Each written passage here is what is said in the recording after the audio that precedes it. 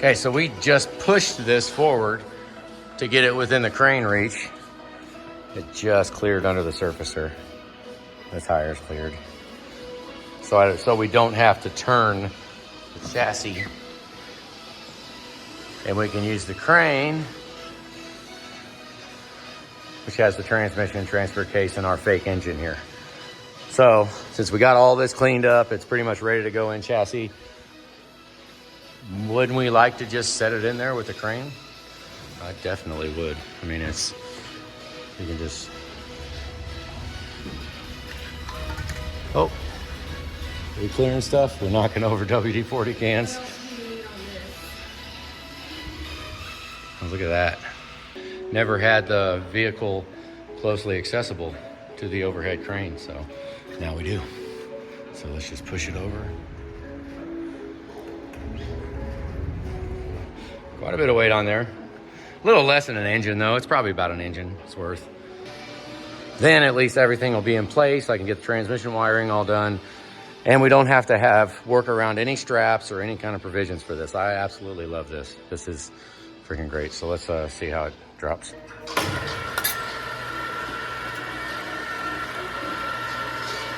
Let's see what it does. It's okay. Yeah, the front's a little low. It'll be all right. We'll just get the fronts lined up in there, and so just like that. There, transmission, transfer case, and fake engine and chassis. Now we can push it back. It's gonna be a little heavier now. Now we go. Yep, that'll work. So now we don't have it hanging from the crane. That needs to go there. So we got it all rehabbed and refreshed. Let's take it all apart and push it back in a hole. Everything's in place over there. Let's go to cylinder heads. These are the 6 liter out of this one. These are the 6.4 from the other bay. I mean, you know, quite frankly, how many times have you guys tore apart a 6 liter or a 6.4 because of a valve guide issue? How many times have we taken a truck apart because of a valve guide issue, a valve seat, a valve issue? I mean, I did one for a broken valve spring, but what I'm getting at is this. Look here. Here, let's pop it up. Look at that. Oh, what do you think of that?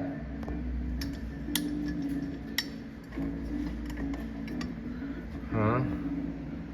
Let me hear it. Let's see, there you go. There's another one. Right there. Yeah, buddy. Look at that one. That was cracked too. Valve to valve. Almost.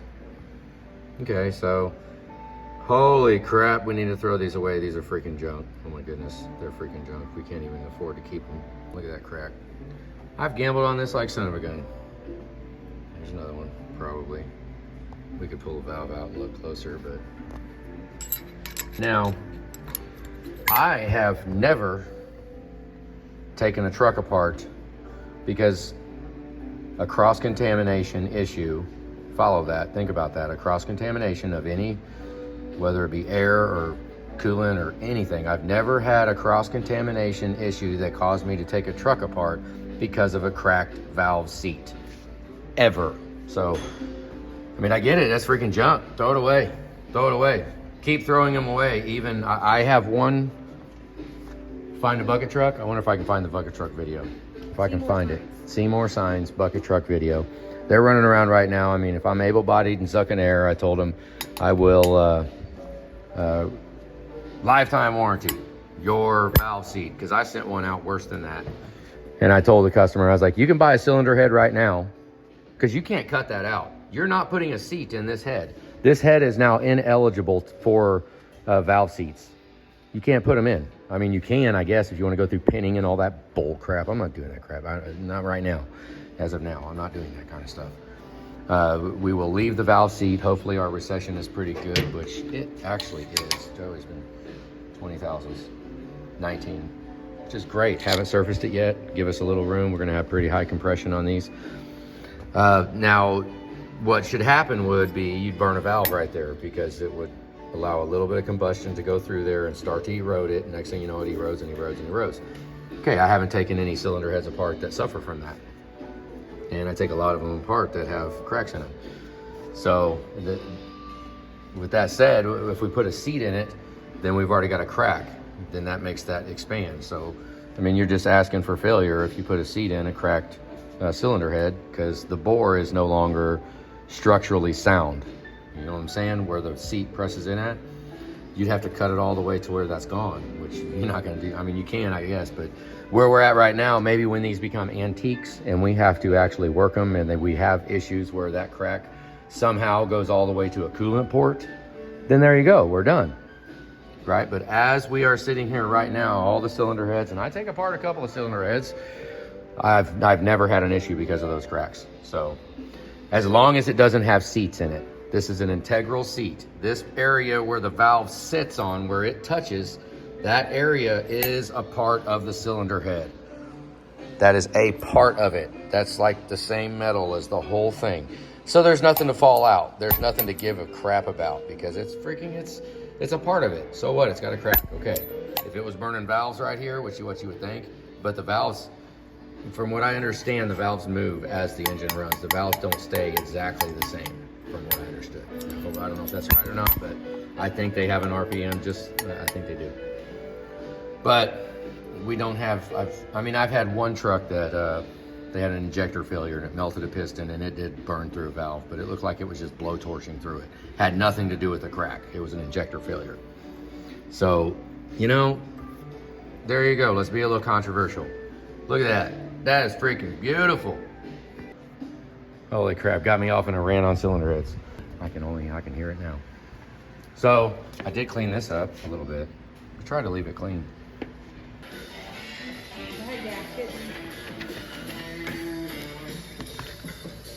Bunch of electrical. It's almost enough. There's supposed to be 10. Okay, so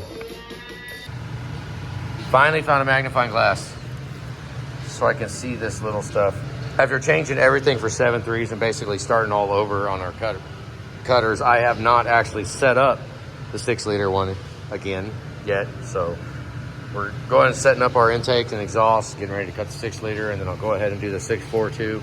We're not gonna we're just gonna cut all of them. We're gonna cut and grind and do all of it. So we gotta get our cutters all set up. You guys wanna know how to do that? You put it on here and you check it? Yeah, that's a process. Okay, dressing the wheel. Loosen this up, push it over. Shut the whole machine off first. Shut it over, tighten it.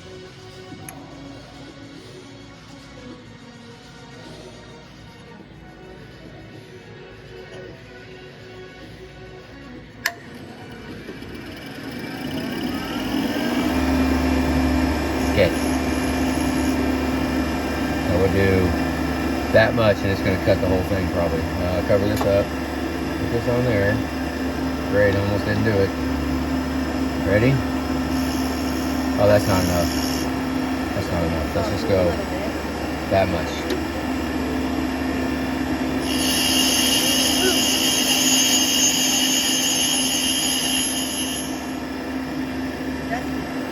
Yeah. Now, let's just stop right there. I got one cut done on it. That was a pretty freaking hefty cut, right? Mm-hmm. Pretty hefty. I'm just gonna call well enough alone, put this over here, tighten it, and hopefully you're good. Yeah, back under there. Okay, does that look like the gap? It's real little. I've got it, because I had it all set up. Oh yeah, I can see it. Yeah, I see it. Does it look even and straight? Or does it look like it's angled to one side or the other?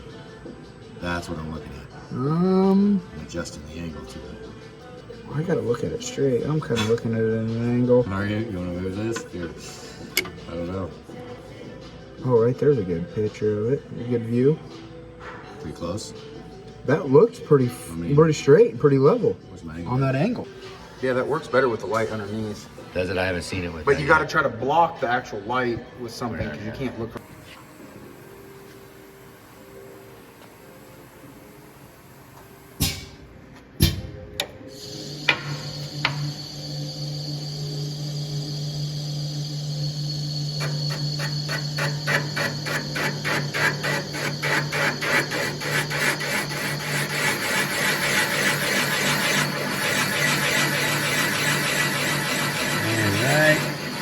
there. Yep, there, hit the seat.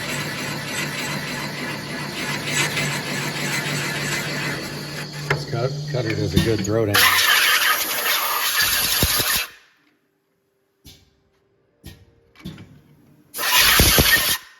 Trying to start again.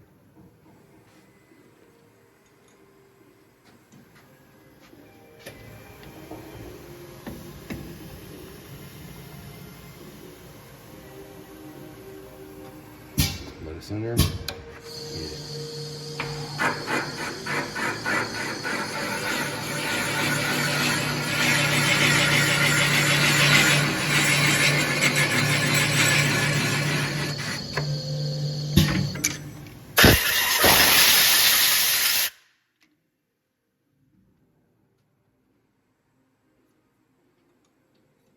It's floating away.